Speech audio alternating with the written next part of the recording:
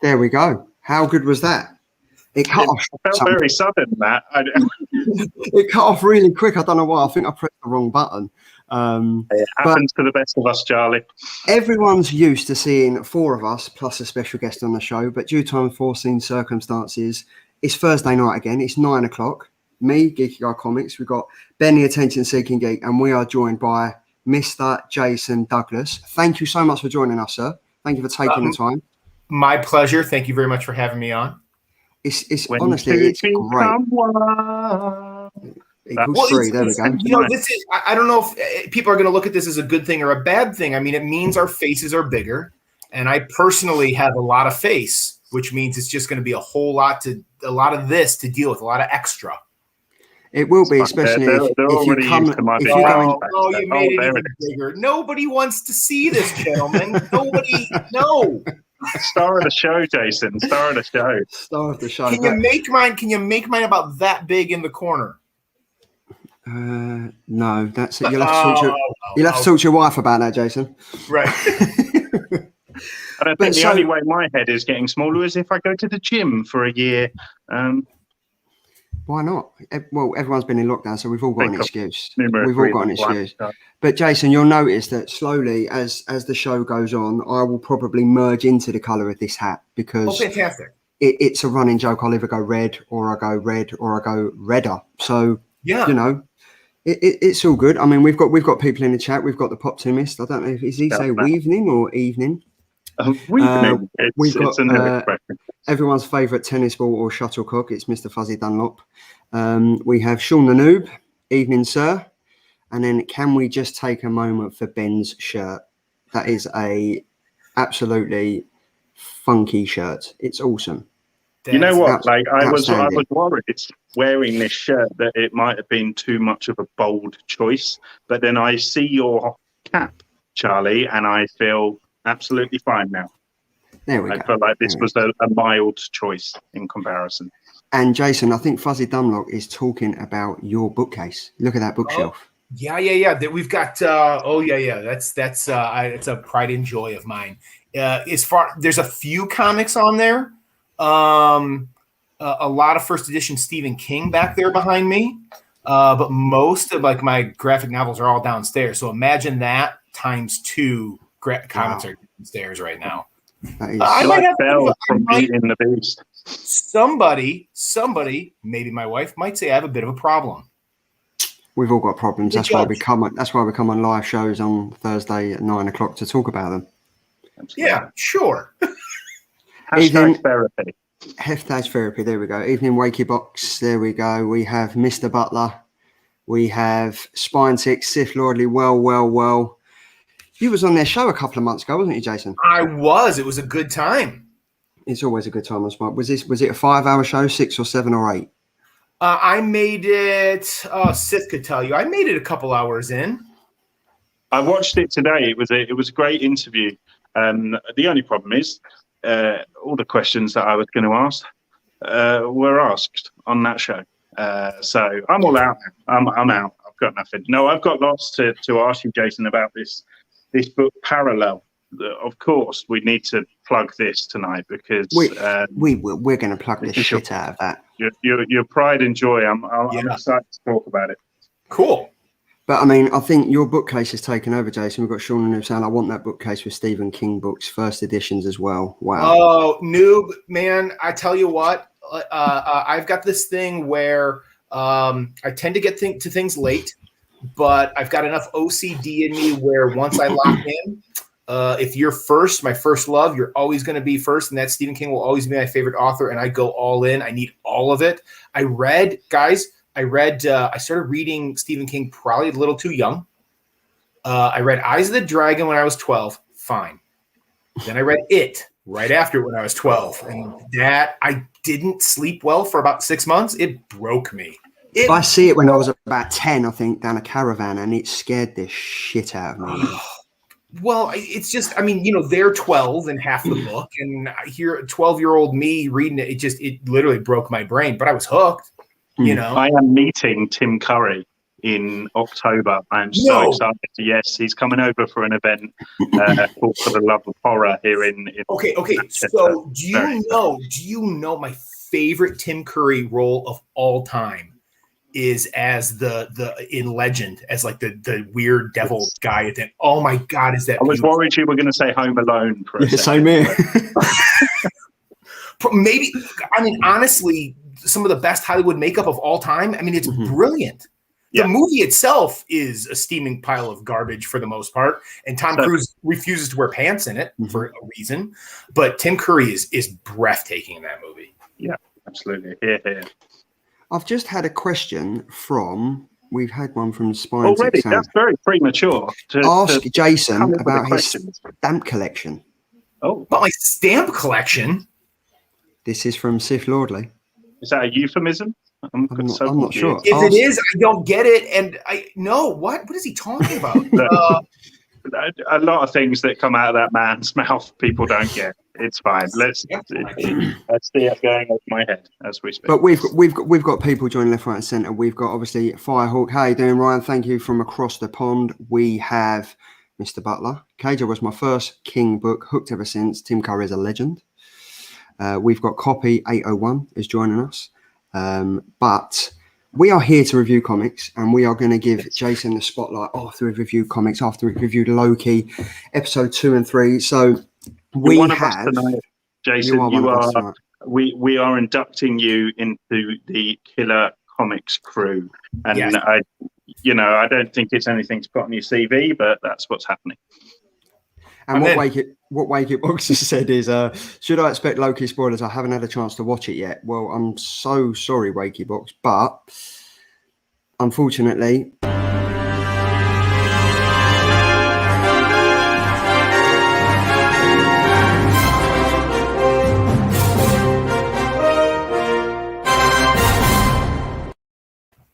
the answer to that question is yes. Sorry, episode 2 came out last week. Episode 3 came out yesterday. So if you've been too sociable on Instagram and Facebook and actually working and haven't sat down and watched it yet, that's not our fault.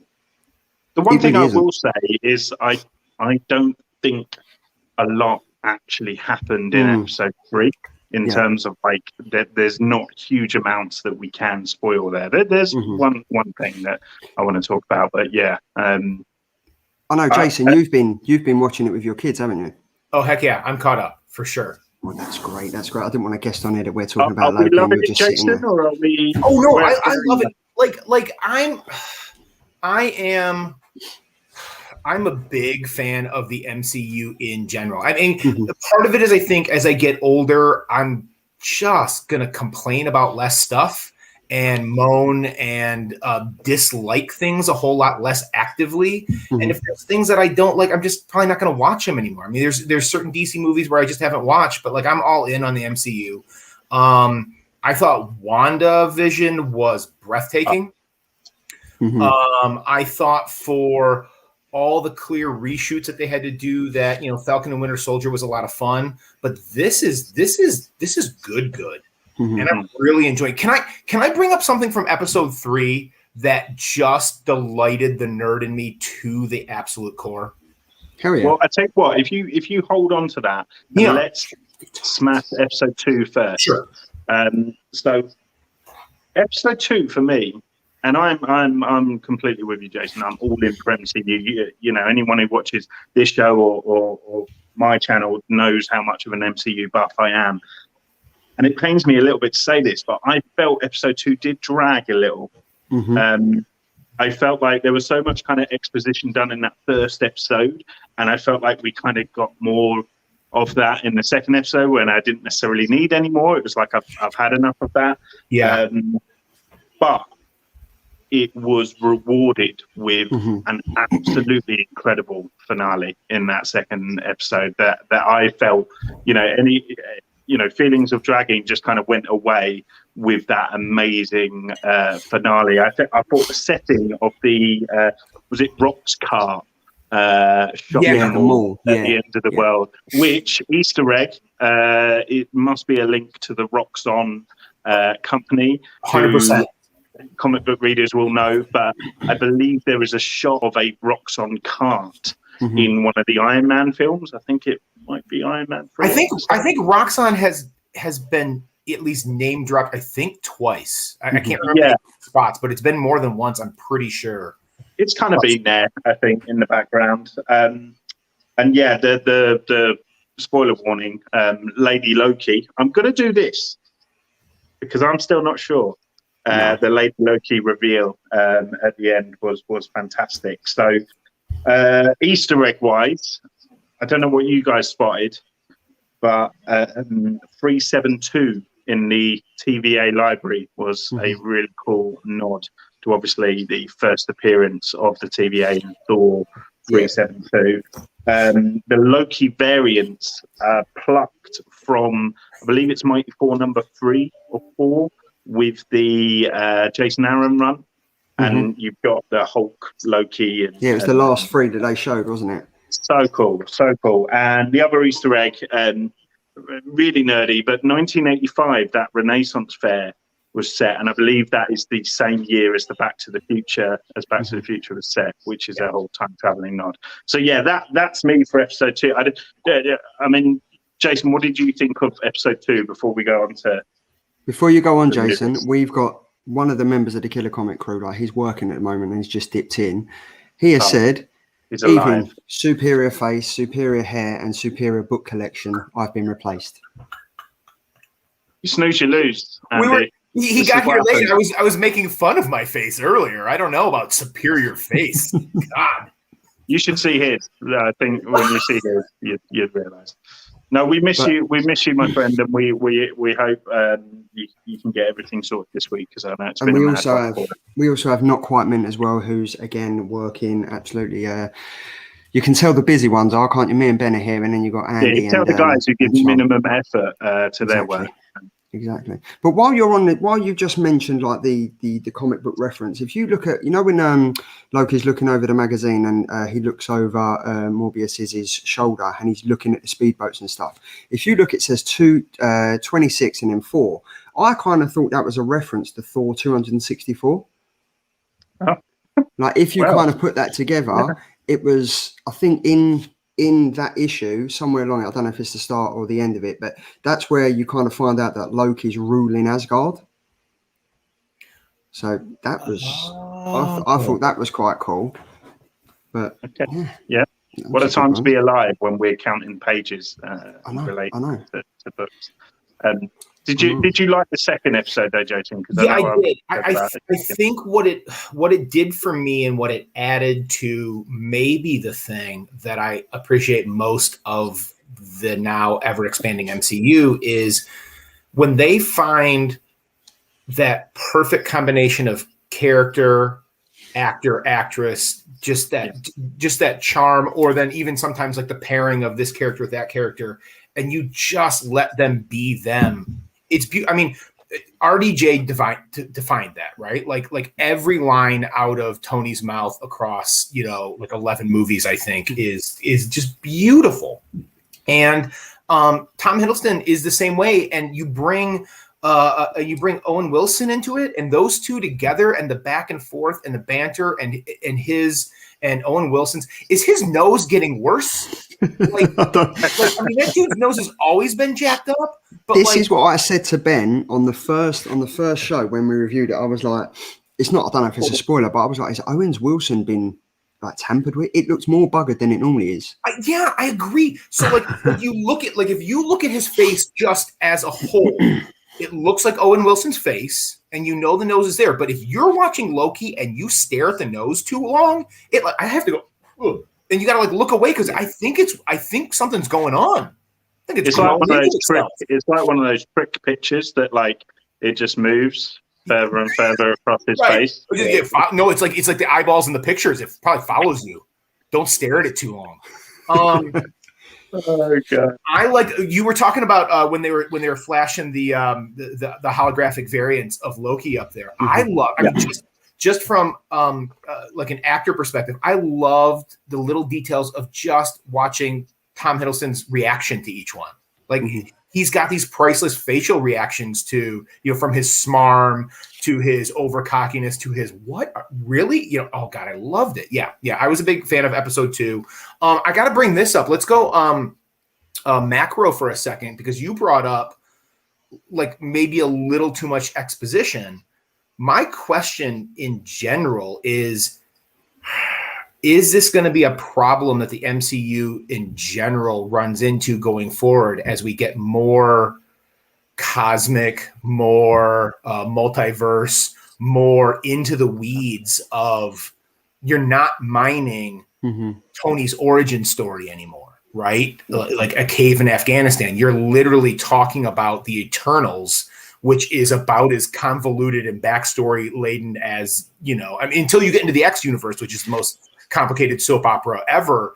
Like, you know what I mean? Like, is that going to be something that, for most of us and for the nerds, who cares? We love it. But like, will there be a slight alienation because you're going to have to over explain just to make it accessible to the mainstream audience that it's been accessible to now for 11 years, or 13 years. 13 years, yeah. 100%. Like, because I was saying this, that, if we go into Spider-Man, No Way Home, and there's been something that's set up from this series or from some kind of multiverse, series or whatever, you can't presume that the jocks who are just like Spider-Man, they're not going to be watching Disney Plus, and watching nerds like us talk about it for an hour and a half on YouTube. Like, so I definitely think I do worry sometimes that the longer this MCU journey goes on, the longer you're going to kind of alienate that middle ground, the normies, my wife. But I don't know. I think, exposition wise, are you going to hit that wall? And I think because it feels like a movie, when you do get more than an hour's worth of setting the scene, it does start to kind of, because you're not used to that. You're used to that instant kind of gratification that you would get in an hour and a half movie. So, and obviously a lot of people moaned about WandaVision episode 1 and 2, because I think they felt the same sort of thing. But I loved WandaVision. Still, for me, is mind-blowingly, it's ahead of its time. It's so funny how they do so much right, and yet even when they stumble into something, even when things go wrong and they have to stumble into it, it still feels right. Because obviously Wanda wasn't supposed to lead it off, and it ends up being, just like such a moment that had culture abuzz because it was so different and so weird and so good. So they even stumbled into that because that wasn't the original plan. I love it. Yeah. And I think where you said, like, it's like, I watch it with my wife, who's like, she doesn't read comics or anything like that, but we watch it, and she's kind of like, sometimes when the episodes are getting going, it ends. So you're kind of like, there's going to be that crowd out there like, I wish this was a movie, because as it's getting going, you've got to wait a week and stuff like that. And there are definitely, I know friends that are waiting until the whole series has been run so they can watch it back to back to back to back, because they hate the stop, start. But I think where us as nerds, we kind of do that because the week leading up to the next episode, we're doing we're going over the Easter eggs, and we're thinking, I didn't see that, so I'll rewatch it. And it's comics, isn't it? That is comic books. It's the soap story of doof at the end of everything. Do you know EastEnders, Jason, or has that gone over your head? Well, I have never watched it, but I absolutely know the reference. Yes. Fantastic. Oh yeah. So before any other points on episode 2 before we move on to episode 3? What I did really like about episode 2 is that when the evil touches the Minutemen, it's literally just one touch. That's kind of like what Loki does in the Avengers when he touches them with his staff, and then obviously Wanda does it in WandaVision where she just touches them and they go off. I thought that was quite a nice little reference. Well, I'm gonna come back to that, because that's one of the things that's like really making me question who a certain character is. So episode 3 then, Jason, I am intrigued to see this thing that I had made you hold on to for 10 minutes. Let it out, my friend.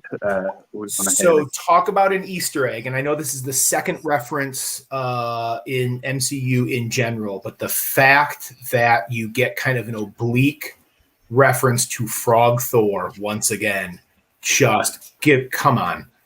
Frog. All day. I reckon it's going to happen, in this series. I don't know. Like you'd think maybe one stone too far, but then again, if Taika's in charge, like why not? Yeah. Like you could see him doing that. It's one of my favorite mini arcs inside of quite arguably the best run of Thor comics of all time. Obviously Walter Simonson's run. And Frog Thor, like the fact that they're just dropping those Easter eggs in there, and the fact that Loki's dropping it, oh my God, I loved it. It made me giggle on the couch and clap. So it's one of my favorite moments of the comics recently is when he showed up in the Thor Prey storyline against God, mine's gone blank, against Dr. Help me out, guys. Skinny man Thor when he's not Thor. Oh, Dr. Blake. Dr. Blake. Donald Blake. Yeah, that was great. That was. Right. So episode 3, I did feel, and this is Andy, who's not with us today, is his catchphrase that I'm going to nick here. It was a bit of a filler episode for me. That being said, it was an important filler in terms of how we kind of delved into the character of Sylvie, as she is now referring to herself, and her relationship with Loki. So I'm going to go off on one now. Sylvie, as we know in the comics, is the name of the Enchantress, who is, for anyone that doesn't know, a character from Asgard. I think, was she was a human, but given her powers, and then I don't know too much about her, to be honest, but what I do know about her, I just cannot get out of my mind. The way that she is sort of touching and that green kind of illusion, it feels very different to when Loki kind of mucks about with his powers. And it's a whole power set that we've not seen him do before. Now, I know that there was a whole storyline, I think, in the books where it turned out that she was working for King Loki, which is like an old man, kind of demented, a much eviler version of Loki. And we still don't know who Richard E. Grant is playing in this series. Right. So I'm going to throw out my speculation there for the internet to hear, and they can listen if they want. But I think she is working for said Loki, which is an old man, Richard E. Grant, evil Loki. And she is not Loki. She's Enchantress. I'm probably going to eat my words in a couple of weeks' time, but let's just see. But that was it. The big reveal, I think, in this episode, spoiler warning, is that the TVA agents are not created by, free space lizards and just, made to do their job. They are, in fact, held potentially against their will, and they are all she says is that they're variants, doesn't she? Yeah. So, that then sets me off on my whole tangent that I've been on, for the last week or so, which is that, Kang is leading this whole thing. They are taken against their will, and also that little city in Ant-Man, in the quantum realm. I'm just saying, could that be the TVA? Well, thematically, what popped into my head right now is it feels a little bit like S.H.I.E.L.D., right? It's the very big, much so, yeah. It's the big kind of supposed to be altruistic ruling from a place of good power thing that's really rotten at the core, right? Yeah. I mean, we've seen that before, and that's kind of the way it's shaping up. I'll tell you this, something that I think that the writers are doing really well, and it popped in my head because this is something that I made a pretty big effort to do in parallel as well, and that is, I know you're leaning heavily towards Sylvie maybe being the Enchantress as opposed to Lady Loki. I think they're doing an okay job leaving that ambiguous, though, because it feels like one line, oh, you changed your name, and she's like, well, and it's like, oh, well, because she is Loki, and he keeps on referencing you're a version of me, and she's not denying it. And then there's a stream of narrative that's happening where it's like clearly she's Lady Loki, and at the exact same time, running right alongside that, how many times did Loki say the word enchant in episode 3? Yeah. Right? Like it's slap you in the face hints that she's Enchantress, and then 2 seconds later, clearly she's Lady Loki. And I love the fact that you can believe either one at any minute in this show, and I think that's pretty cool. And I She think is what the they're doing. Mephisto of Loki. I was literally just going to say that. It's the Mephisto of this series. Like, we've had Mephisto, obviously he was going to show up in WandaVision. There was talks of him showing up in episode 1. But then I think the MCU are doing something very good here, because are they making it too obvious that she's going to be Enchantress? Are they literally just doing the references so everyone's like, oh, they're grabbing hold of it, and then it's going to do what happened in WandaVision and nothing's going to come of it? I mean, he's coming at some point, right? Mephisto's coming up at some point. I think it's a lot for people to swallow. Like, I know we have a talking tree, space tree, but like, I still think that like the embodiment of Satan, this big red dude is going to be maybe one pill that's hard for some people to swallow. I don't know. Well, as long as he doesn't show up in Spider-Man, and then Spider-Man makes a deal and he never knows Mary Jane like Brand New Day. As long as that doesn't happen, bring him on. Do you know what I really like though? Is that the first thing I spotted was when Lady Loki, when she shows up in her head garment and she's missing a horn. Right. Now I thought that was wicked, because obviously that ties back to Loki when he's the agent of Asgard in the comics, and that was one of the first things I noticed. And it was just awesome to see that, because obviously, we've got Lady Loki. She's come out. She's meant to be this perfect replication of Loki, and yet she's missing this horn. And I thought it's details like that really make shows like this for me, like the detail that goes into it. And then you start thinking, well, where has she lost that horn from? Where has she been before? What has she been through? There's moments that are kind of brushed over a bit in this third episode as well. Like, he reverses that building falling on him, right? He literally stops it, flicks his hair, or does a bit of like Patrick Swayze like movement. So do you like the explanation of that being? I saw some speculation immediately that he pocketed one of the time stones from the drawer, right? But like the shot of it, you don't necessarily like turn around. There's nothing in his hand. There's the sound. That's episode 1, right? Episode 1, and you don't see him put the time stone back, but you do hear an audible thunk, like it drop something. So I don't know if it's that.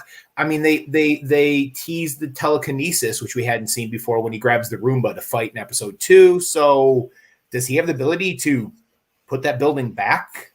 I don't know, man. Yeah. We need I need like a spreadsheet with his powers on, because it is sometimes hard to follow with Loki. Like, he can just do dry his clothes 1 minute and reverse time the next. Hard to keep up.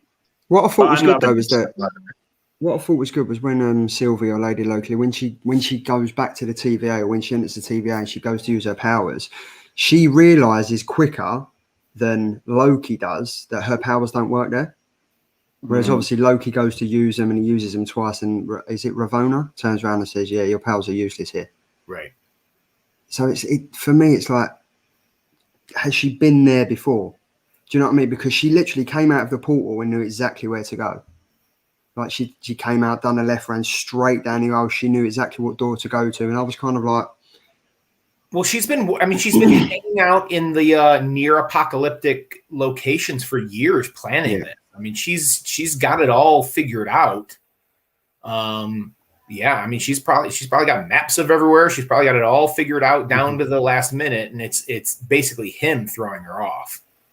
We've got a really good one by Perpetual Comics. Lamentis is where Moondragon appears in the comics Daughter of Drax. I'm calling it, we will see the Guardians of the Galaxy who will help them escape on the planet.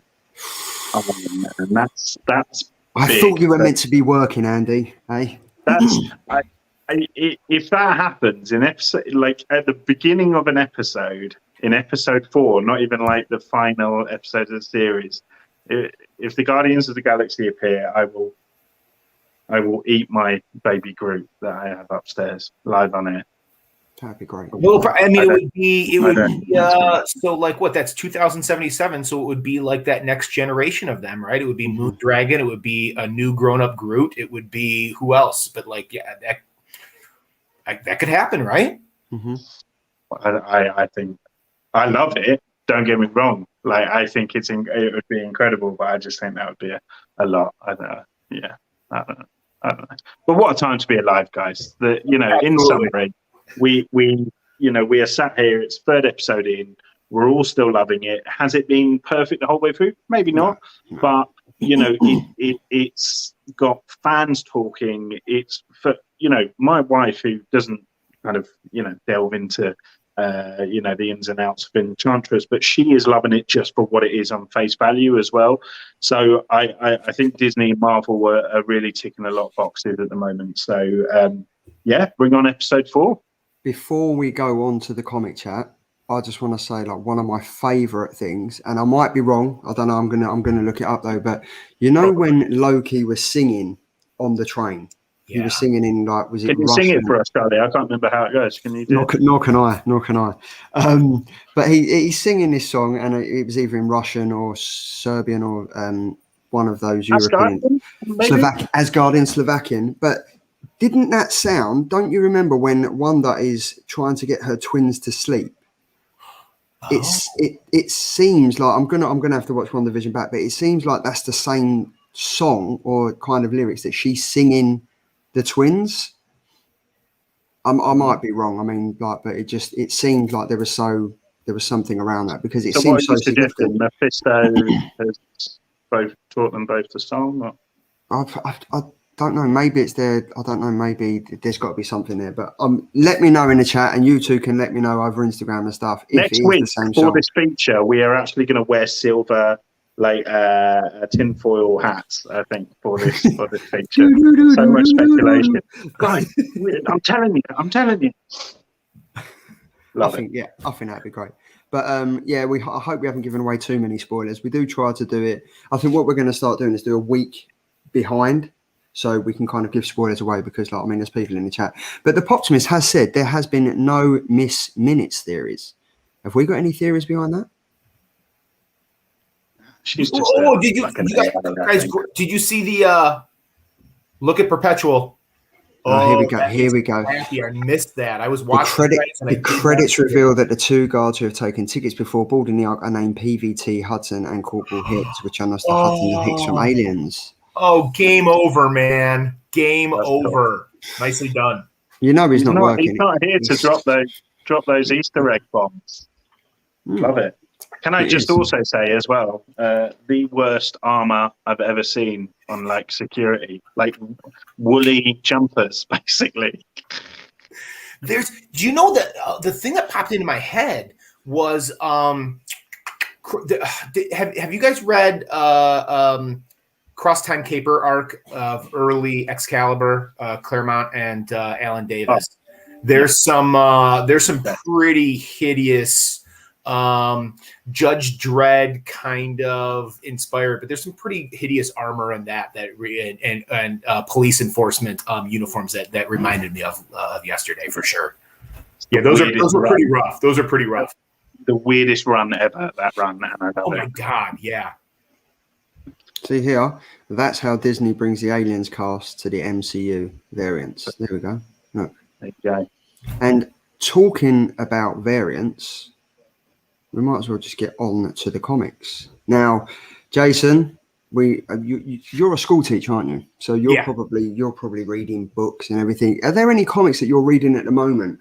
I mean, because what we do, we're doing the review of the comics from last week that me and Ben have picked. Normally we'd have Andy's picks and we'd have Tom's picks as well. But I mean, are there any comics that you've been reading over the last month or so that you've kind of thought, these are awesome, this is what I'm really getting into, like, on your downtime? Yeah, so I absolutely want to shout out. I'm going to shout out one book in particular that came out a few weeks ago, and I just arrived, and I just read, and I cannot sing the praises high enough. And that is Brubaker and Phillips' latest Reckless book. Oh my God, was that good! So those two guys are probably now my favorite team, creative team. I mean, they've been doing it so long and so well. I mean, obviously mostly crime comics or whatever, but like they're just so brilliant. And I love what they've done with kind of flipping the floppy market on its head. And they've always been waiting for an excuse to put out 4 times a year, almost a quarterly, original graphic novel. Mm-hmm. And the pandemic allowed them to do that. And so now Reckless is on its second book. I think the third one is slated for October. And it was just so freaking good, boys. I cannot sing its praises high enough. And then I'm actually keeping up on the Star Wars books through Marvel as well. Have you read any Venom? You know what? I know that's what we're going to review today, but I have not read any new Venom. But I'll tell you what I do is I admire the hell out of some of those.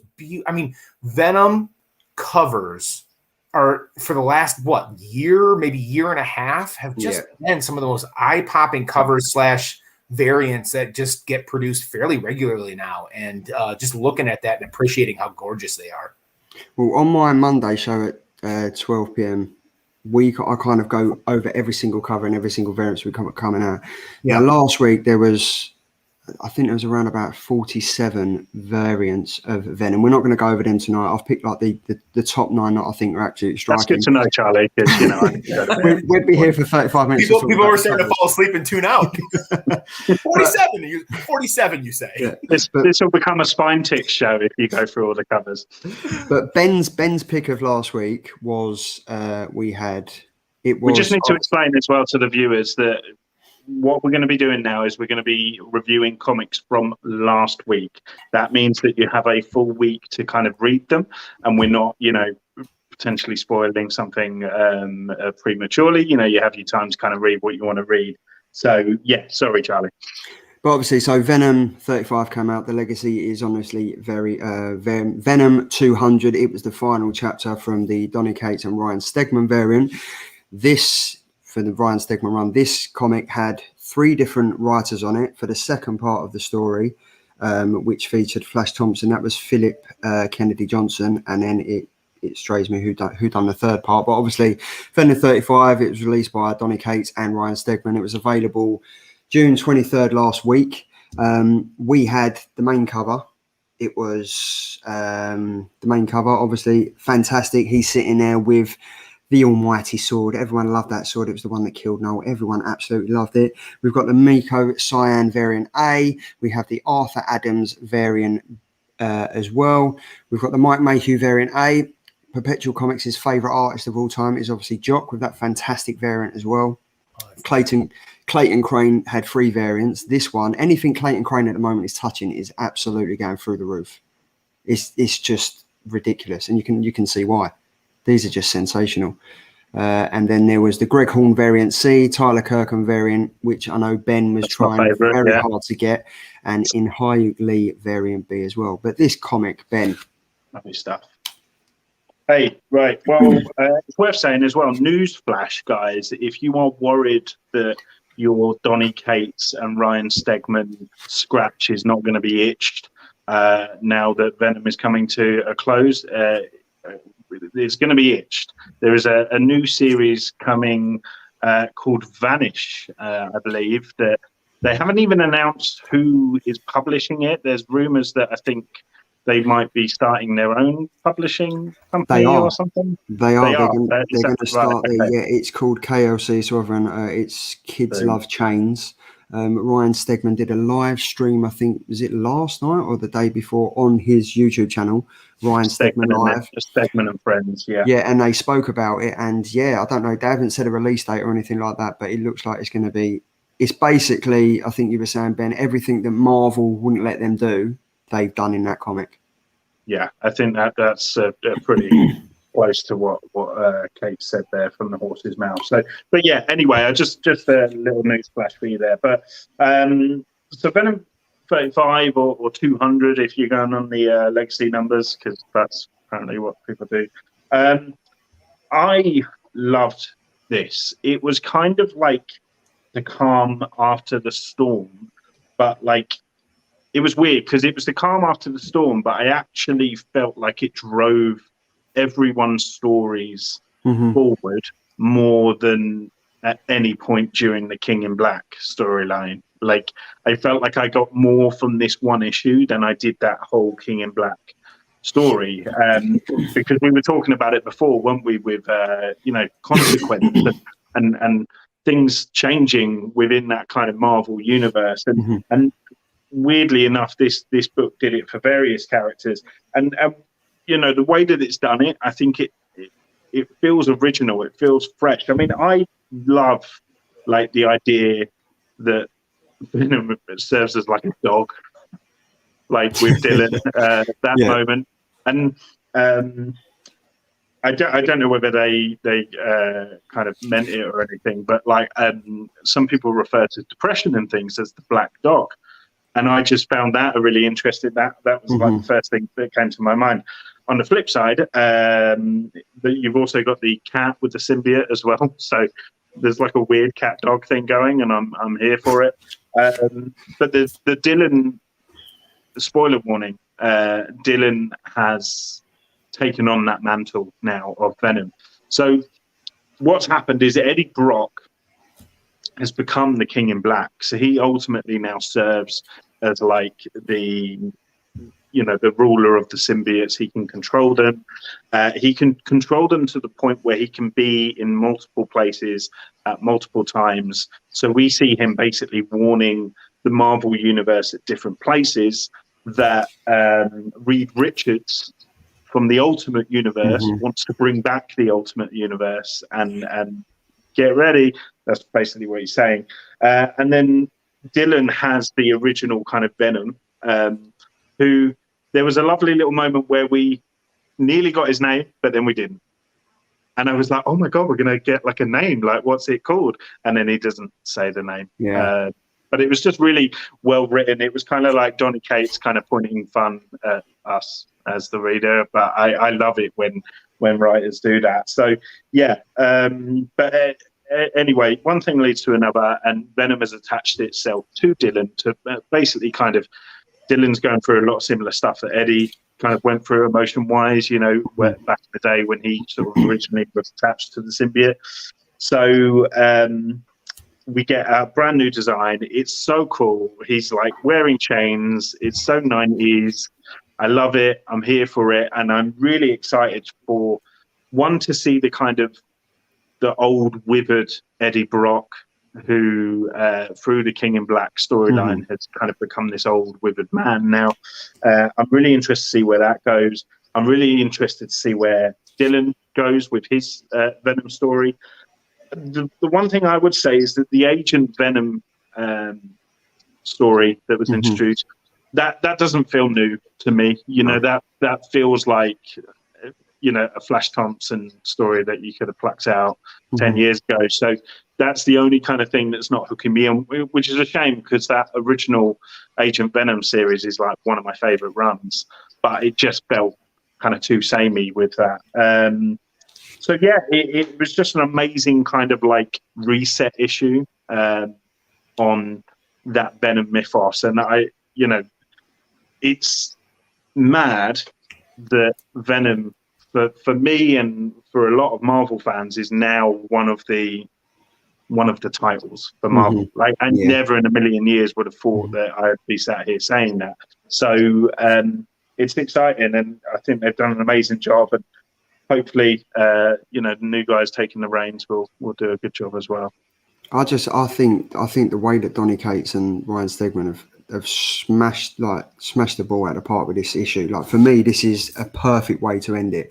Like, it's an amazing saga, 35 issues in, and I think that the way that they've kind of ended it, other than a few storylines that can kind of go on, they've left a clean slate for like Al Ewing just to pick it up and run with it. And I think, as you said, the old Eddie Brock, I'm more interested to see how he progresses and goes on with it, like being Dylan's like point of contact, teaching him how to become Venom and stuff. Because they said at the end of it, it's not, you're not Venom, I'm not Venom, we are Venom. Do you know what I mean? And I just thought it was great the way that they did that. But I do agree with you that the way that Philip Kennedy Johnson kind of resurrected Flash Thompson, it's been done before. It kind of that part of the story didn't really fit. It just felt like they were like, I mean, it was a 65-page comic, and that for me kind of felt like they was just trying to fill some stuff in. As Andy would say, it was a filler. It's thick, like that feels like it's like bordering on trade paperback. That it's a beefy boy. It was. I mean, we have. I mean, Jason, I hope we're not giving too much away, but it's been sensational. And I think the whole thing about Venom started in, what was it, 2018, for new people that were trying to get into Venom and stuff like that. They get one of the most good-looking actors. They get Tom Hardy to play Venom. And I know there's people out there going, he doesn't really fit Venom. He can't really do it. He can't really work and stuff like that. But since then, Venom's become super popular, whether it's the movie, whether it's the comics and stuff like that. So they've kind of related to various people. Well, it's funny that, like, I think that's something that happens in comics, generationally or whatever. I mean, you couldn't have imagined, like, if you grew up reading comics when I was a kid, you couldn't have imagined Deadpool becoming what Deadpool became. Mm-hmm. Yeah. Like I saw on Instagram the other day that Rob Liefeld is giving raffling off or giving away a copy of signed by him of 98, right? Of New Mutants 98. Yeah. And it popped into my head that, like, back in the day, I traded my copy of 98 to a neighbor for a copy of 95 because Wolverine was on the cover of 95 doing some kind of weird leap, trying to get a cable. And I was like, well, that's way cooler than this weird guy with bad feet standing up with his back to a ponytail man.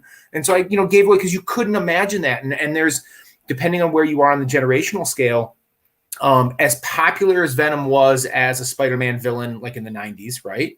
As the fact that he held on for decades, a few years from now, there's going to be a whole generation of comic readers where this is the norm. Like, Venom is one of the flagship titles, characters of Marvel Comics.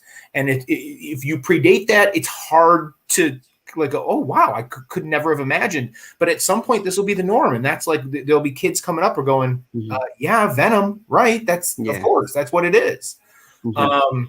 I love, something you guys just mentioned that I've always kind of been curious about, because obviously working in indie comics and like what I wrote is obviously something that, it's a one shot and ties up.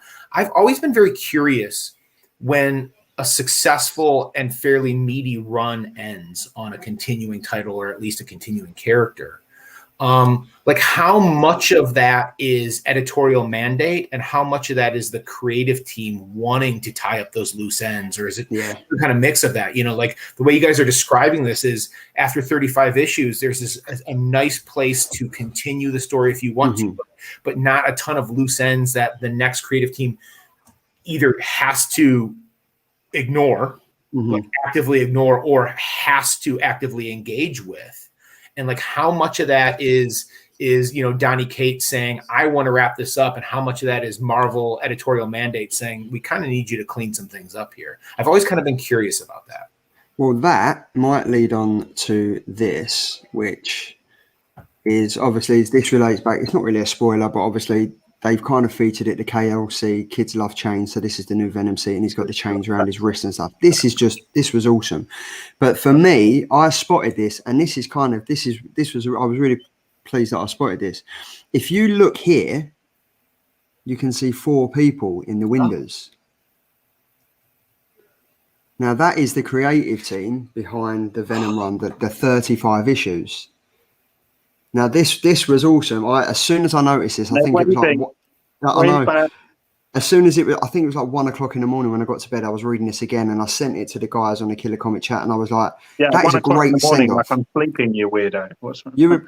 Yeah, I know. You replied to me, though. So, but this, for me, this just signifies it. It says, let's go to work, and you've got, obviously, Eddie Brock standing on top looking at his new son go off with the chains wrapped round him and stuff like that. And I think everything from Donny Cates, from Ryan Stegman, Kids Love Chains is epitomised in this one panel here. This is just great.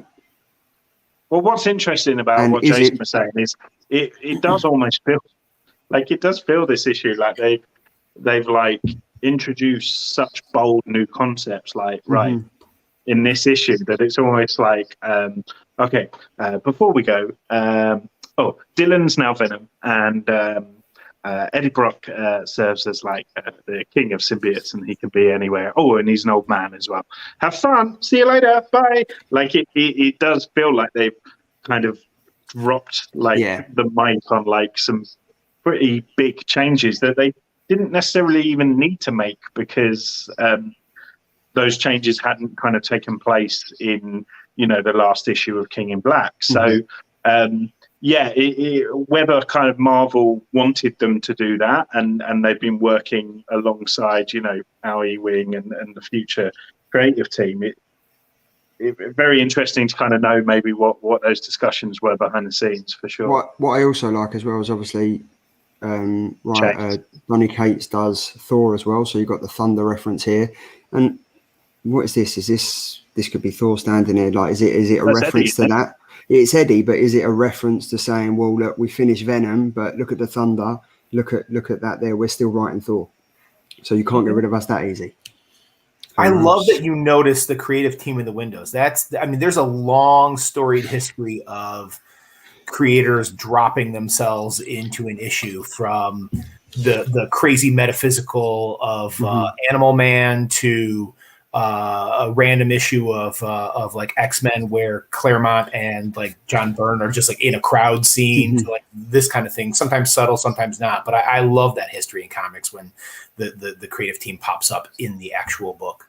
And Andy said a nice nod to Todd McFarlane with a pose as well, which is great. But you saying that, Jason, that ties back to we had Alan Quay on the show on Saturday, and he's done these like Marvel covers that you can see behind me. But he said we referenced it as a Where's Wally type of thing, because he's been known, and he confirmed it as well. He drops himself into his covers that he does. And he's dropped Cal Engu in there for quite a few. So it's kind of like a thing that you kind of look into and stuff. So when I see that, I was like, this is great, because then I kind of looked through the comic and found out what else they'd done. But didn't. And it's our goal now as YouTubers to one day, create such an impression on a writer like yourself, Jason, or an artist like Alan Quay, that they include a bunch of average British YouTubers in the background of one of the panels or something. Yeah. That's the goal. But that was Venom 35. That was Ben's pick of last week.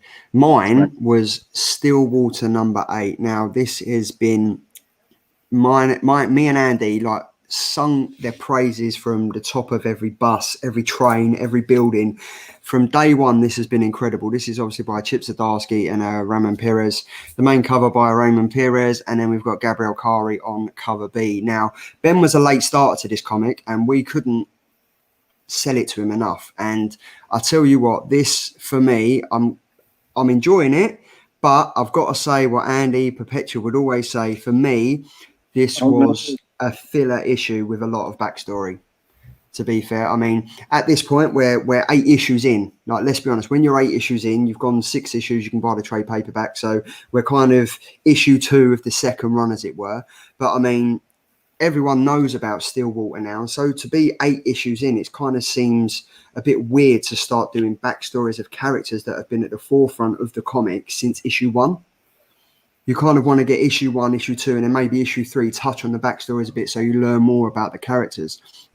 Issue 8 is really touching on one of the main characters now, and I was kind of like, I wanted to find out what had happened at the end of issue 7, following on from issue 6. I didn't really want to know about Tanya's backstory. I don't know how you feel, but I don't really want to go into too many spoilers, Jason, because if I could suggest anything from this show, it would be to read this. This is honestly, it's sensational. I plan on getting there. Chip Zdarsky is wickedly talented, and I'm a big fan. So this is on my to-do list for sure. Yeah. Hey Charlie, I'm going to disagree with you. How dare you? I know, shock horror, right? Ben disagrees with someone. Look, I think it's really clever, kind of what they're doing here. You know, like I was late to the party, and as you say, you know, you shoved it down my throat. But I eventually enjoyed it.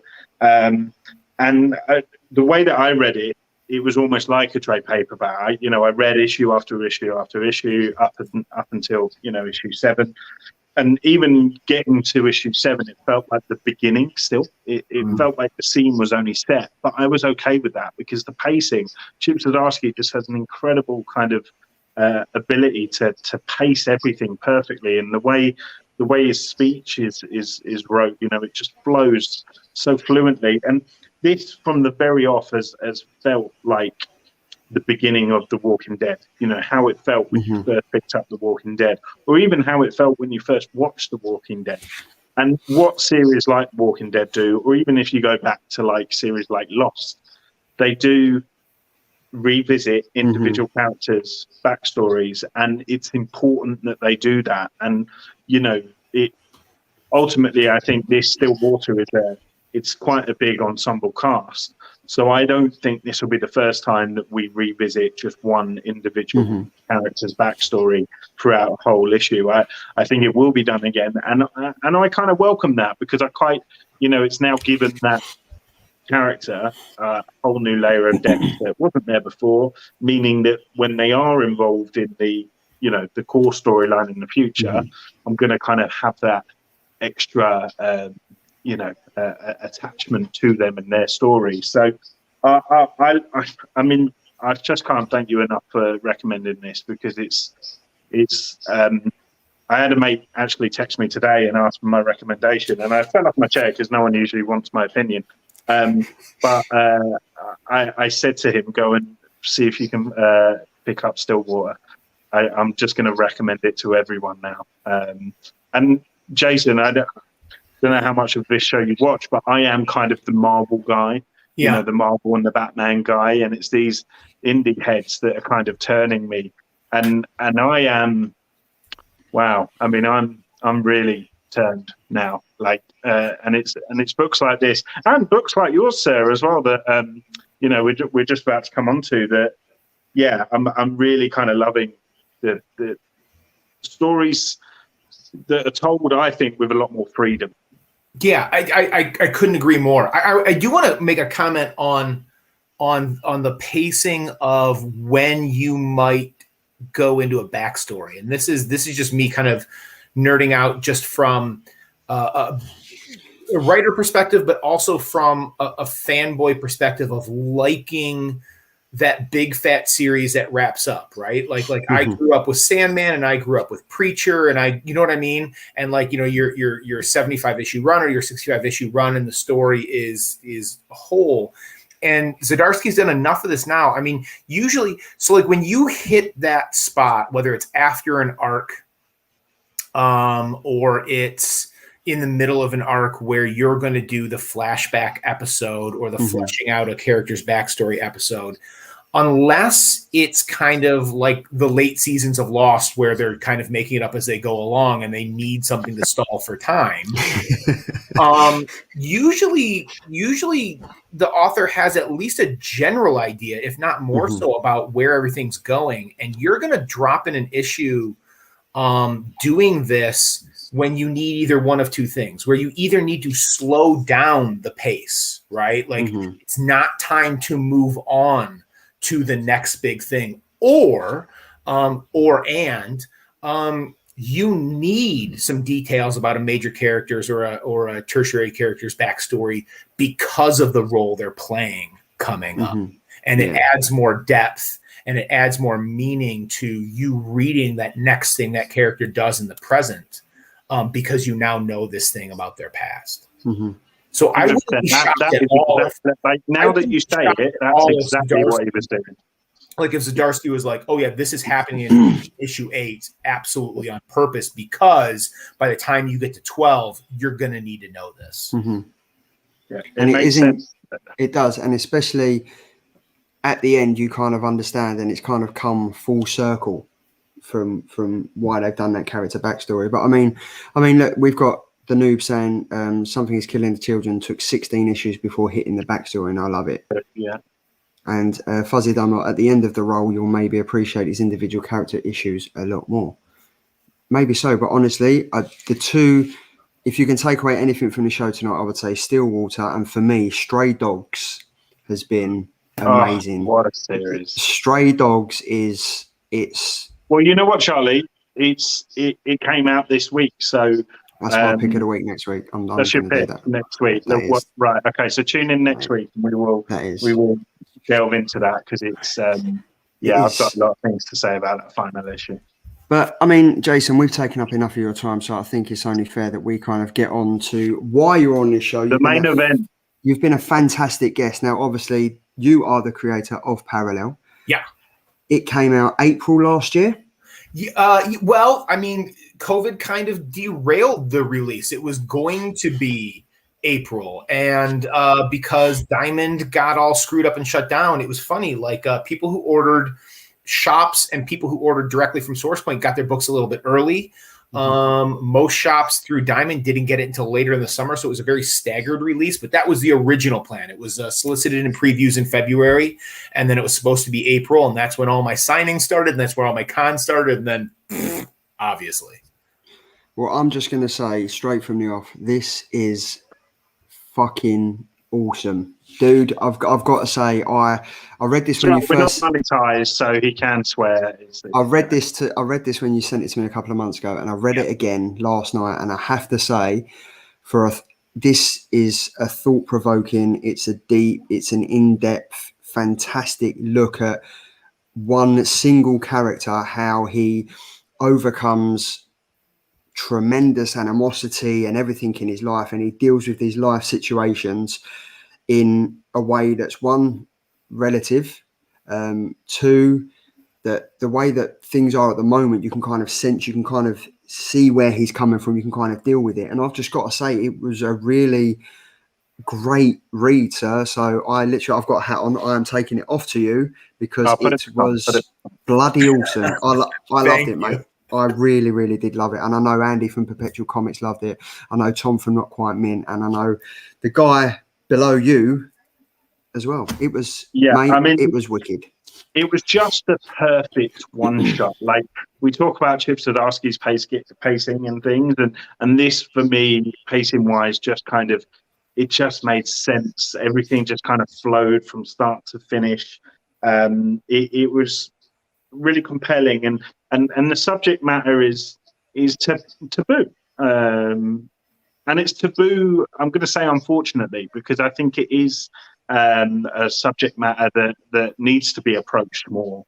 And I think this is proof that it can be approached in a really kind of creative and inventive way, and in a way that can be interpreted in so many different ways as well. And I think that was the joy of this. And I can tell you 100%, Charlie and I have not read this in the same way. Like I can tell you that without even hearing what Charlie has to say. I can tell we would have read it in different ways, and I think that there for me lies the real kind of selling point for this book. Well, I mean, that's the victory right there, right? The fact that you are allowed to, as much time and energy and effort and thought that I put into it, as soon as it's out of my hands, it's now in yours and it's in your brain, and you're allowed to interpret it the way you want to. And that was deliberate as well. I mean, there's a lot of ambiguity in this, from that last splash page panel, right, to basically, and we were kind of talking about this before the show started, right, where I'm a big fan of something that when you go back and you're compelled to reread it, you can interpret it differently the second time through. You can, once you get to the ending of something, you can go back and whether it's Easter eggs or clues that send you a different direction, but you can just read it differently each time. And that's something that I'm kind of proud of for this too. But I really, really appreciate it, guys, because, we were talking about this earlier too. Indie comics for me, I mean, comics, I have always said, are the most malleable medium, right? They do things that film does, but things that film can't do. They do things that prose does, but some things that prose can't do. It's literally any story can be told in comics, and then indie comics have that added freedom of not having 80 years of infrastructure like a Marvel or DC or editorial mandate that we were talking about earlier, that you have to do it a certain way. And you can tell literally any type of story. And like when I set out to write this, you kind of see not a clashing, but a coming together of a story with like deep kind of universal in some ways and powerful themes in it about mental health and about anxiety and existential dread and dreams deferred and what price for second chances. But I'm also a comic book nerd from when I was a little kid. So let's wrap it in a dark sci-fi twisted tale about parallel universes and, this universal thing that a lot of us go through. How about we have our avatar for that shot at second chance be another version of us that lived a different life that is very tempting to us. And then what makes it dark is, of course, your shot at that second shot might not be very good for your mental health and physical well-being in the here and now. Yeah, no, I think honestly, like a few of them are just the Poptimus as just read the synopsis, sounds right up my street. And then we have Perpetual Comics. I live for comics that make me think after I've read it. This is as good as Ha Ha, thought-provoking and inspiring. We are all Landon. Now, one of my questions is like, where did the idea of parallel come from? So it's this confluence of a bunch of different catalysts that just happen to come together at one time, because this is like doing this or the general idea of writing a comic and being part of this process has been a lifelong dream. But in the same way that like a major theme of the book is dreams deferred, about that idea of like in the case of Landon putting aside his dreams of music in his early 20s, because in your early 20s, you've got all the time in the world, right? And then you blink and 10 years have gone by, or in my case, a lot more than that. And suddenly it's like, oh, I see, maybe never. So clearly that wasn't a motivating factor enough at age 12, at age 15, at age 20. It didn't kick my butt into gear. A handful of years ago, my buddy and I, who I went to school with, and is also a big comic book fan, like we were just brainstorming ideas and we were chatting about, oh, this would be a good story and that would be a good story. And that's kind of where the parallel universe idea came from. Not this specific story, but that idea of making contact with this other you and what would it want. But again, not enough to get me off my butt to do the thing of sitting down and writing it, right? So here I am, living a version of it. Time is ticking. The existential dread is inside me. There's a comic book trope-like premise sitting there, and it's still not enough. And then what happened was, I've been, like, as you mentioned, my day job is a public school teacher, and England. That would be private school teacher to you guys, right? Our public is your private, right? Yeah. Oh, the posh kids, right? Okay. No, so not the posh kids, right? So we're talking about the little scrub bags like Charlie. School in the States is free education for everybody. I know I almost missed that. We went to that school. It's fine. Okay. Yeah. But I've been doing it long enough where, some of my earliest students are Landon's age, right? Pushing 30, maybe even a little bit above. And I'm in contact with a handful of them. And I'm thinking of one kid in particular I was having this conversation with a couple of years ago. And she was telling me basically that story. Like, I got out of college. I had a dream. It was to go to this city. It was to open a dance studio. And I took this other job because there were bills to pay, right? I got in this relationship because it was easier than moving. You know what I mean? Like that thing that we do, whether it be it's always easier to do nothing than something. It's always easier to continue than to change. It's always easier to stagnate rather than take the risk. And she like reached out to me. She's like, I woke up 8 years later and that dream is gone. That door is closed. And what happened to that time, And it just clicked for me. And I was like, oh my God, there it is, right? There's the age group. They call it a quarter life crisis these days. I'm well beyond that. But that's what's going on. And she was the last catalyst. And so what I did was I sat down a summer where I was usually writing a one-act play for the drama club that I run with middle school students, right? And I published a couple of plays, and I was writing a play each summer. And I was like, this is the summer. I'm not going to write a new play this summer. I'm going to sit down and write a comic. And that was it. And I just said I was going to do it, and I did it. Now, that's some irrational confidence on my part. that's some blissful ignorance because I just said, well, if I can do this one thing, I can do the other thing. And it's a whole lot harder than that, fellas.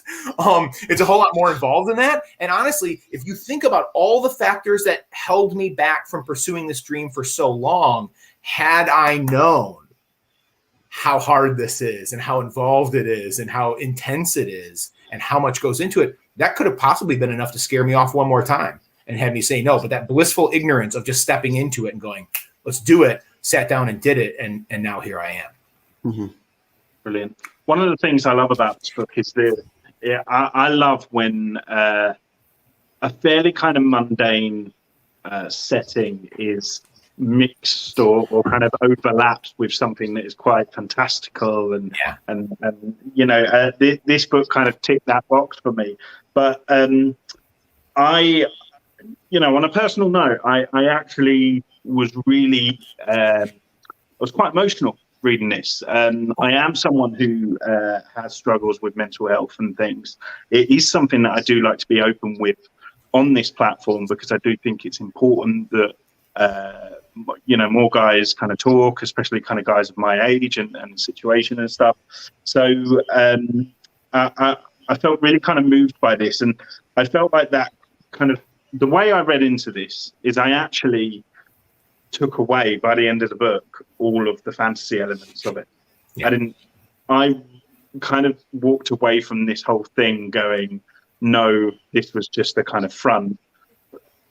Ultimately this man was kind of going through mental health issues, and just the kind of grasp that you got in terms of like, it does sometimes feel like someone else is pushing you or someone else is kind of controlling you and things like that. And that kind of really, really resonated with me. In terms of like your kind of research and stuff with, mental health and things like that, is that something that you kind of actively did, or did you kind of write off some of your own experiences? Absolutely. So one of the things that I appreciate in fiction is I always think that it's easier to suspend your disbelief on something fantastical when what's surrounding it is as real as can be, whether that's mundane or something out of your realm of experience, but something that you can then relate to in reality. It makes it so much easier to suspend disbelief when something kind of crazy happens. And so what I did in this process was I very heavily researched and sourced.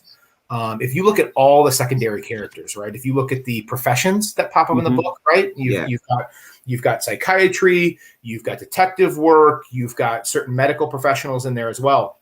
Those are all research / almost real people that I know. So like if there is a piece of medical line in there, you can tell I don't know what I'm talking about. I just said medical line. Like, okay.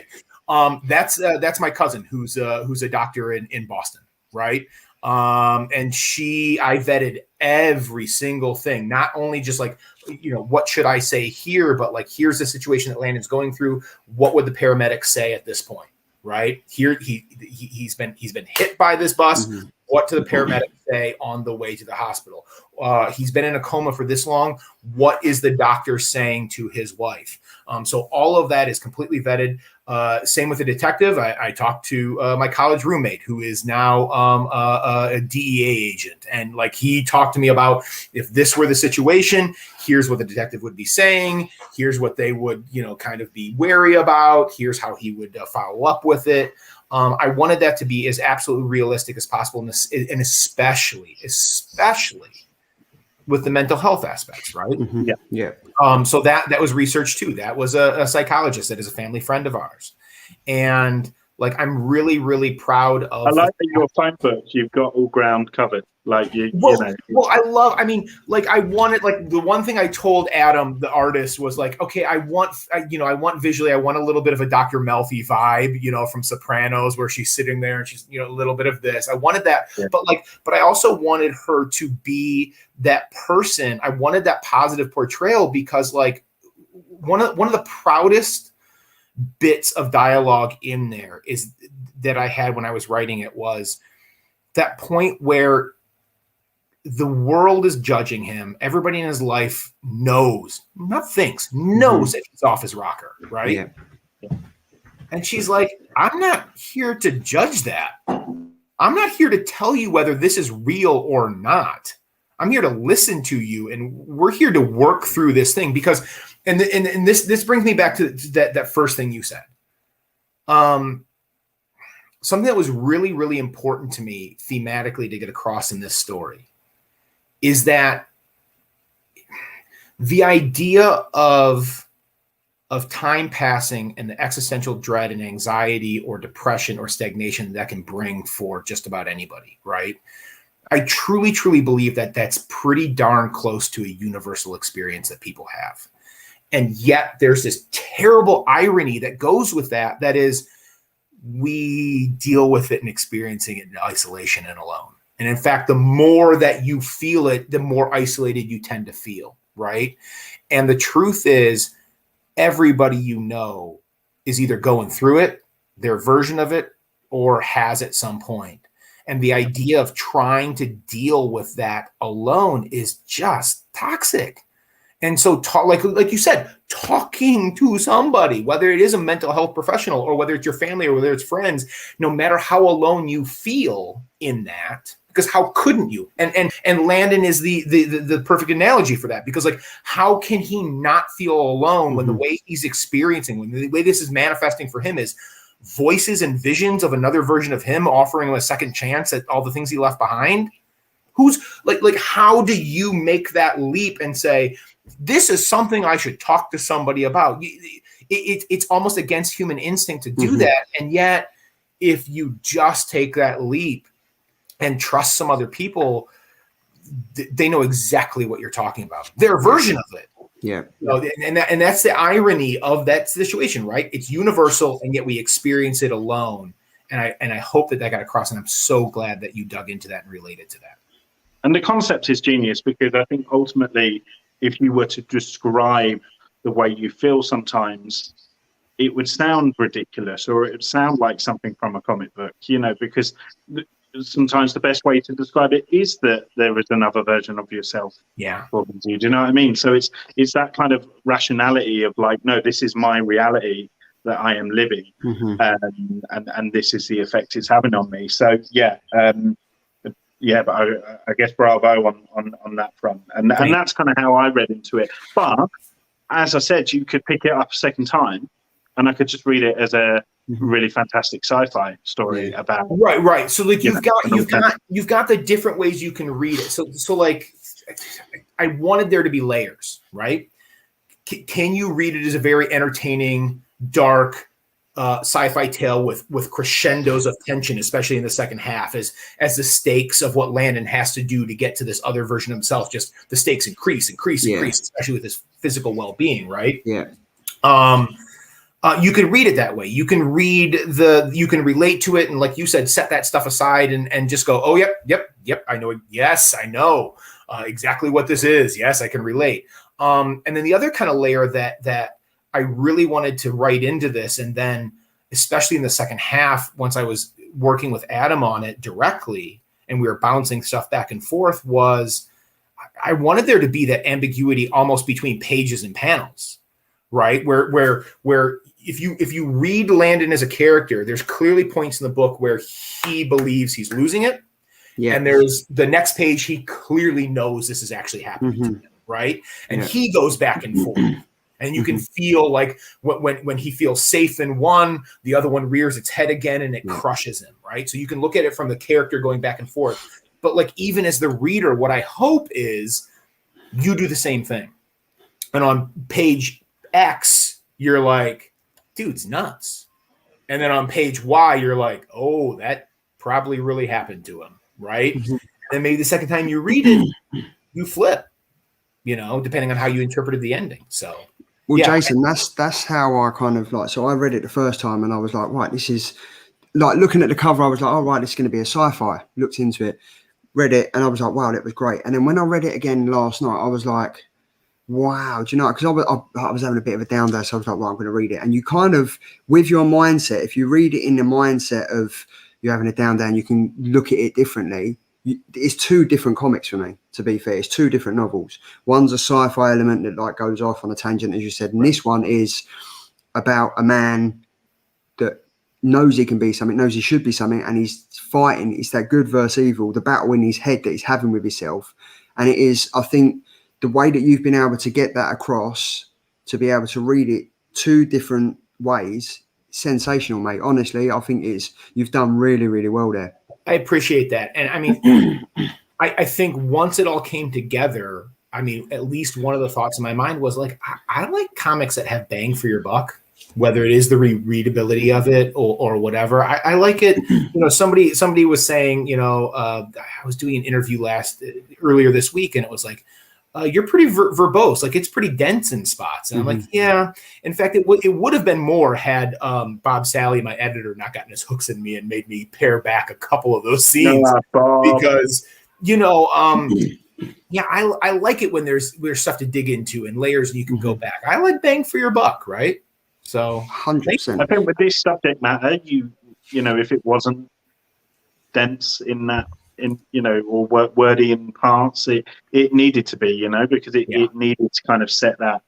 And Ben, touching on what you've just said, Andy's just said powerful stuff worth mentioning. And obviously, it goes without saying, if anyone ever feels like they need to talk to someone, reach out to anyone you want, and also reach out to us at the Killer Comics Crew. Just drop us a DM, and we will be happy to talk to you, no matter what time of day. Do you know what? It's good to talk. Let it all out. Well, do you know what I mean? You say that, but if you message me at 3 o'clock in the morning, I'm not going to be able to message straight back. Do you know what I mean? Like, give me a chance. Well, I'm gonna piggyback on that, boys, and tell you that like anybody in here who comes and follows me on Instagram and drops me a DM, I get back to you and I will chat your head off until you regret actually reaching out to me. Like, you know, one of the things, the same way that when I was first coming up and learning how to be a teacher, like you look at the people in the profession around you and you decide who you're going to be and who you're not going to be, right? And me going to cons and interacting on the one side of the table over the last blah, blah, blah years, you know, I met this creator who was an absolute joy, and I met this creator who is a little too prickly, and, you know, took how I'm going to interact with people who read my stuff and made my decisions pretty early on. And I promise, if you come over and hang out with me on Instagram, I'm never going to big time anybody. And in fact, probably the thing that happens more often than not is somebody reaches out and they like send me a DM and it's very polite. And it's like, I know you're busy, and I just had this one question about, you know, everybody wants to know if there's an answer to how the book ends, right? And I just wanted to reach out with this one thing, and if you've got time, you know, could you get back to me? And I always reach back. And then more times than not, what happens is, you know, way like a half an hour into the conversation, they're like, so listen, I've got a life and I've got to go. And I'm like, oh yeah, okay, sorry. So you come on, I will talk your ear off until you don't want to talk to me anymore. I've only known you an hour and 20 minutes, and I feel like I get that, Jason, from you. I feel like I get that. 100%. I mean, that ending, you touched upon there, the kind of ambiguity of that ending. I kind of don't even need an answer for that ending, because that ending felt like a feeling, and that feeling was optimism. And that's kind of how I took that last page. It was just a page that made me feel optimistic. I would much rather you make that decision for yourself than me saying this is how it is. I had to double take it. I was like, that was. I would say with the people who have reached out to me and said, here's how I interpret it, I would say it's been about 80-20 positive to negative, not negative like reaction, but like optimistic versus pessimistic. About 80-20 has been what the split has been. I was waiting for him to become Venom and one note. But yeah, look, if you are ever over in the UK, we'll literally take you out for a pint, maybe one, maybe two, maybe we'll be dragging 5, 10, who knows? Sounds like a plan. But I mean, obviously it's at Source Point Print. How did that collaboration come apart? Did you approach them with this script, or did they come to you? Yeah, I wrote the first half. So like, if you know that middle point in the book where he wakes up out of his coma and he's like, it's all real. That's what I wrote in a bubble. That was me that summer sitting down and saying, I'm going to do this. So there's no plan at that point. There's no, this is the next step. There's no contract. That's just me pursuing the dream in a very raw and organic way. Okay.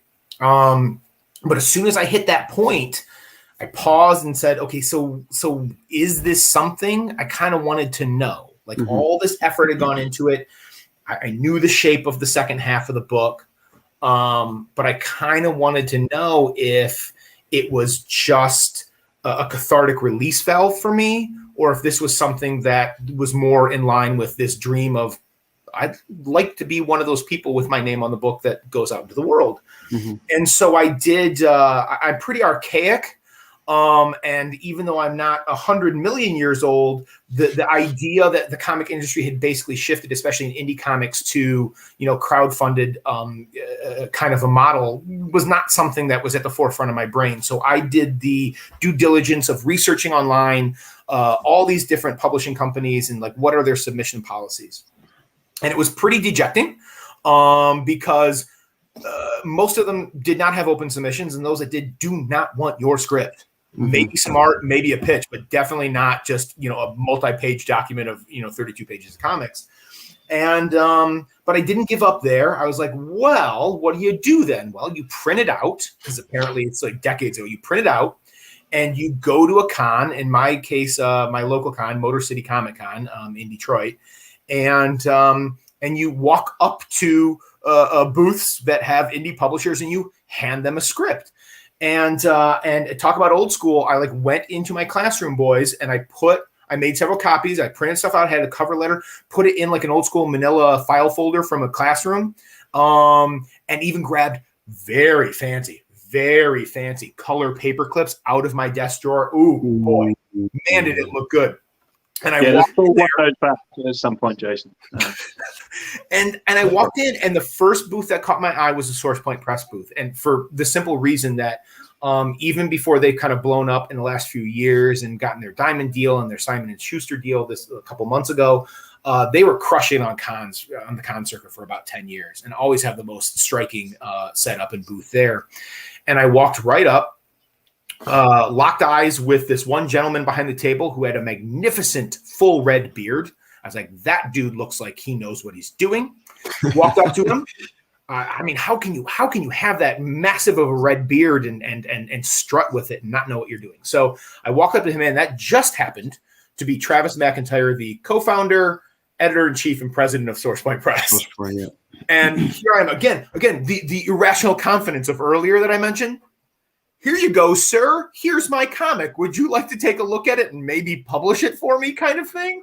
I mean, I might, I was like 40 years old. I might as well have been 12, the way I was just like, here you go. And he kind of looked at me sideways that I didn't pick up on that verbal clue. And he's like, it feels to me, one of his first lines to me, it feels like you're trying to pitch me a comic like it's 1971. Like, are you Captain America? Have you been frozen in ice for a few decades? Do you not know how this is not how it works? But he's like, I like the cut of your jib. I like your hustle. I'm going to take this home tonight, read it, come back and see me tomorrow.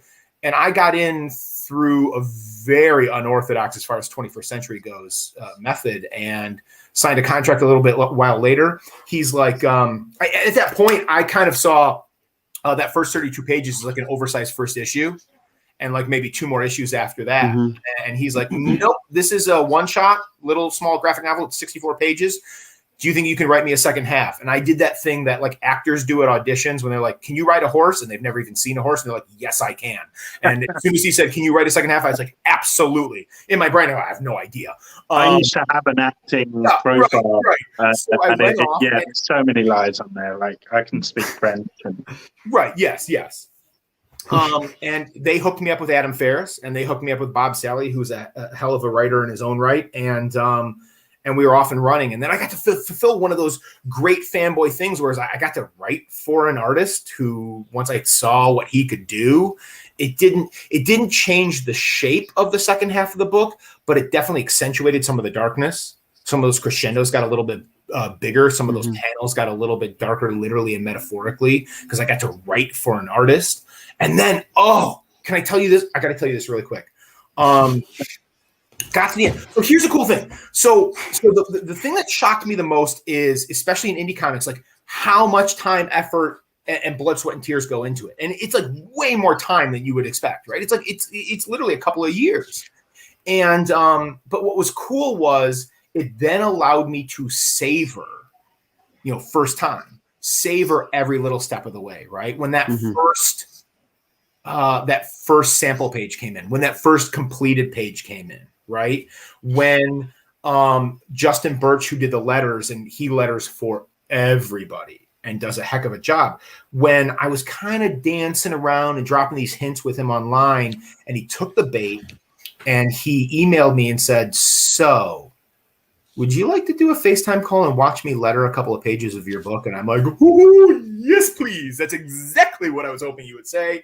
And like got to watch him actually turn. Man, that's when it became real, right? Because my words were letters in, speech balloons on the page. And that was it was a bit of magic. And I got to, over this process, each of those things go along the way. And then really the only piece that's left that has now been delayed for a year because of what we've gone through as a world is the cons and the signings. And those are finally kind of rolling back around. I'm going to do my first few shows this summer. Was it like Fuzzy Dunlop said, was it always intended to be black and white? So I don't think I had an idea about that. When I wrote that first half, I think I was seeing it in color. And then it was Travis's idea to do it in black and white. And then Adam kind of like, we had this conversation. He's like, "So here's what I'm going to do." As soon as Travis said it was going to be black and white, and he started showing me some shading techniques that he was experimenting with that he had never done before and was kind of like inventing on the fly. And it turned into be one of those kind of serendipitous things where I think it works so much better.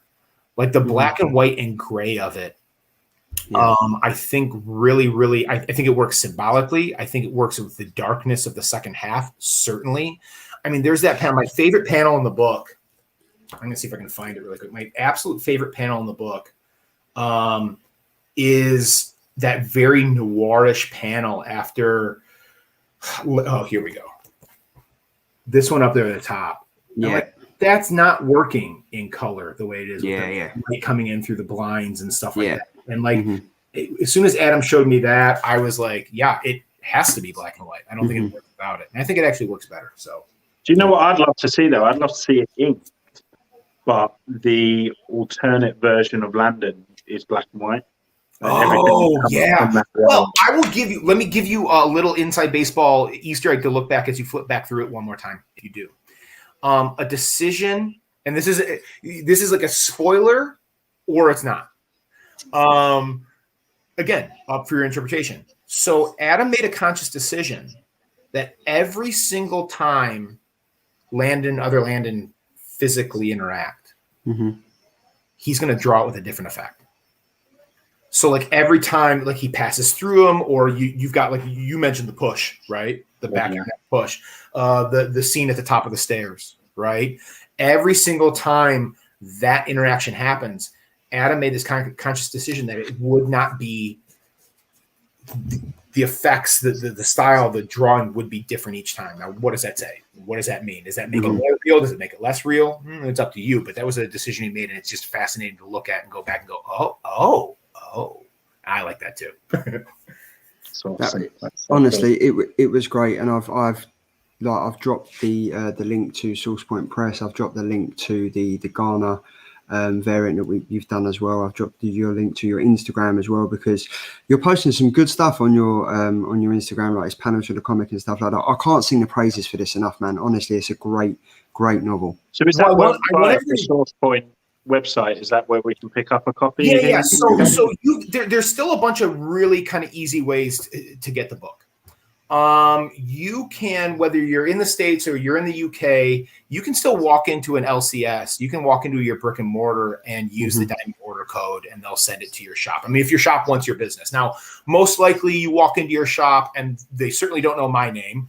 They probably don't know the book's name. They might not even know Source Point's name. But if you give them the diamond order code, which is pretty simple, it's FEB20 1983. I remember that because 1983, Return of the Jedi. There we go. So FEB 20, 1983. They'll get you a copy if they want your business. Now, sourcepointpress.com, just search up Parallel. They got the digital copy, right? And they got the hard copy there. I think there's less than 200 left in the print run. So those are probably going to go this summer. So if you want to get your copy now, those are going to probably go this summer on the con circuit. So if you want it, it's time to get it now. 2 of the 3 variants sold out in like 48 hours. This bad boy only exists on eBay in places. That's very Donnie Darko-esque, isn't it? Yep, very much. And then the reason why you need to come by Instagram is because I'm running a giveaway right now with a hand-painted one-of-a-kind version of the variant cover. So this variant cover doesn't exist anymore, right? And then Esteban, who hand-painted the microphone over the top of it. There's only one of these in the world. I'm giving it away right now. You can go and enter that at J. Douglas Roberts. Are we allowed to, or does that count? Oh, absolutely. And then there's some bonuses. So if you were thinking about picking up a digital copy or a hard copy through SourcePoint, right? Go and enter the contest first. Here's why. You jump through the hoops, the normal Instagram giveaway hoops, right? Like you tag some people and follow me and like the post and that kind of thing, okay? So you get entered. Fantastic.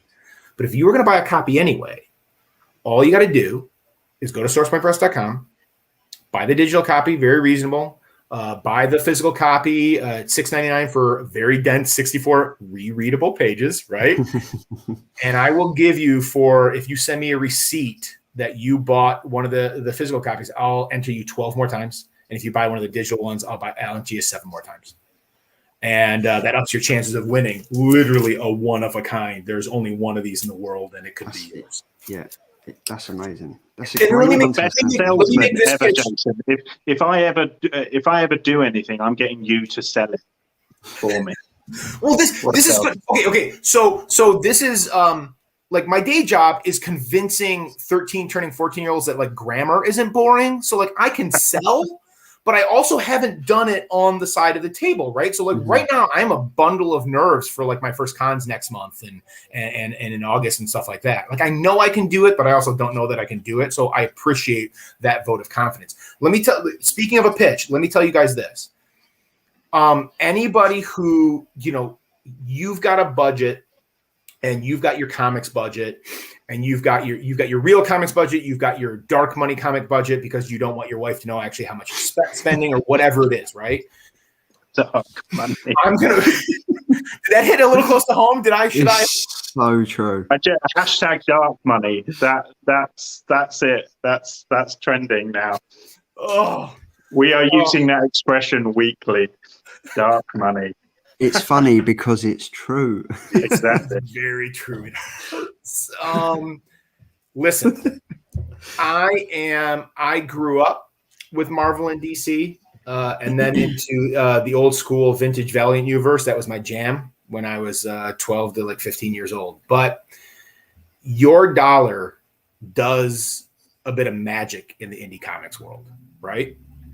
It is spent differently and it goes differently. If you buy small press books, you are supporting, you are literally putting food on people's tables and clothes on their backs and keeping a very cool storytelling industry going, right? Like I said, 80 years of infrastructure is great.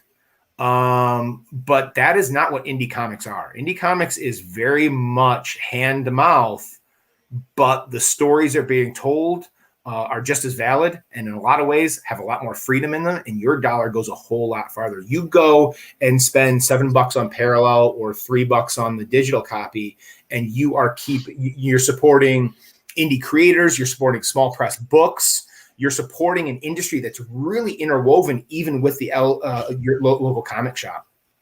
Just a shout out to SourcePoint, and as big as they've grown in the last few years, as soon as the pandemic hit last spring, industry from top to bottom, in a whirlwind. And you've got a company like SourcePoint where do you even know if you're going to make it through this?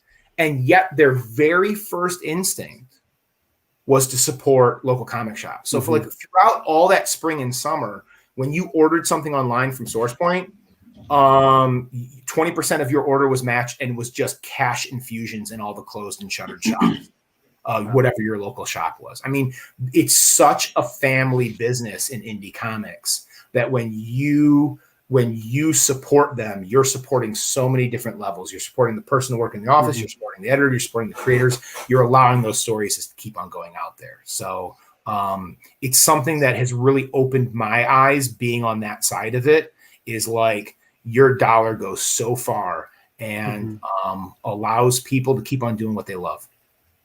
And just remember, as WakeyBox says, use PayPal for dark money, out of sight, out of mind. That's right.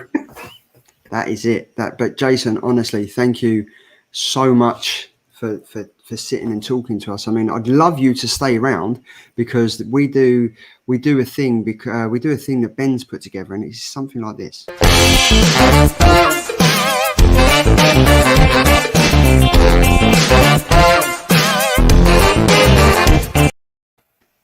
Now, we do a section called Crampton's Killer Covers for New Comic Book Day, and Ben used to do this on his Instagram, and he used to do it on his YouTube as well, but now he's merged over to the Killer Comic Show. So Ben, take it away.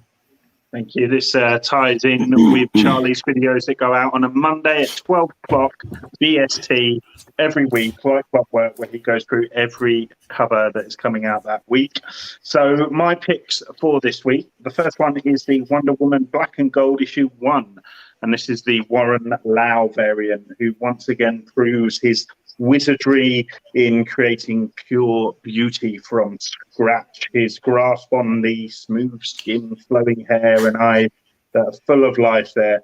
Usually I'd mock people who love inanimate objects, but I'm going to make an exception for this cover, because it really is a beautiful thing. So yeah, the artwork's perfectly finished off with the vibrant golds there, and what looks like an Instagram filter, can I just say? Maybe a bit unnecessary.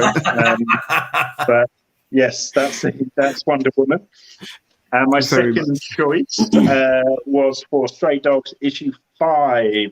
And this is the Trish Forstner variant that pays tribute, of course, to Friday the 13th, which is one of the biggest bits of false advertising, can I say, in cinema history, because it's the silhouette of a killer who looks nothing like Mrs. Voorhees, aka Jason's mum, who is actually the killer in Friday the 13th Part 1. So I just needed to get that off my chest. But anyway, yeah, instead of the knife there, you've got the collar, and you know, I think this is as good a homage. Can I just say, I am a sucker for classic movie homage covers. Oh, give me those all day long. It's great. Honestly, I don't think there's a better one than this. I think it's just like so perfect, and the way the dogs are just kind of placed outside the cabin. And you know, if you know the story as well, you'll know how much of a significance that is. So yeah, join us next week where we will look at Stray Dogs issue 5 as well. And my last cover. Go on, Charlie. Sorry, Charlie. Oh, I've made a mistake here, right? I've put Boom Studios for everything. Standard. It's the previous one was Image, and this is Aftershock. Wow. Can't find the staff, can you? No, you can't. Nuclear Family, issue 5 now. This is the main cover by Shastine, who gives a superbly creepy callback to the first cover of Nuclear Family issue 1, but now the family sport skulls instead of gas masks. So, I mean, I've always had a bit of a penchant for the skull. I don't know why. Like, I've always been drawn to, you know, your Ghost Riders, your Skeletor. So, yeah, this is just great. So, and, you know, it's nice that they're all giving a nice big smile there. Cheese. So that's my third cover of the week, and that's my covers of the week. And that was awesome as always. Jason, you just pointed out rightly that the code I was wrong. It's FEB20 1983, which is the diamond code for Parallel. So make sure you head over to there and you can get on that as well. Now, we did a giveaway entry on the Saturday show, that was going to be for a signed Alan Quay comic that would be sent from Not Quite Mint. He sent it over to Alan. It has been signed. We are just waiting for it to come back. But we have 7 entrances, I think. We've got all the Sean way Manu. from Malaysia, can I just say? All the That's way not from like, Malaysia. you know, popping around the corner to get someone to sign something. No, and I mean we had 7 entries, and the things to do were to find out what the code word was that flashed up while we was doing the interview, and it was after dark. It was to follow us all and Not Quite Mint, and then sign up to Not Quite Mint subscription list for the comics, where everyone should be buying their comics from. And we had 7 entrances. We've got Sean the Noob, the Poptimist, Fuzzy Dunlop, ABZ Comics, Brian Bullen, Jamie Butler, and Funko Lou. So there are 7 of them. So I'm going to shuffle them 7 times. So that's 1, 2, 3, 4, 5, 6, 7. And the winner will receive a signed comic from Alan Quay for Marvel's #1. So let's just do this now.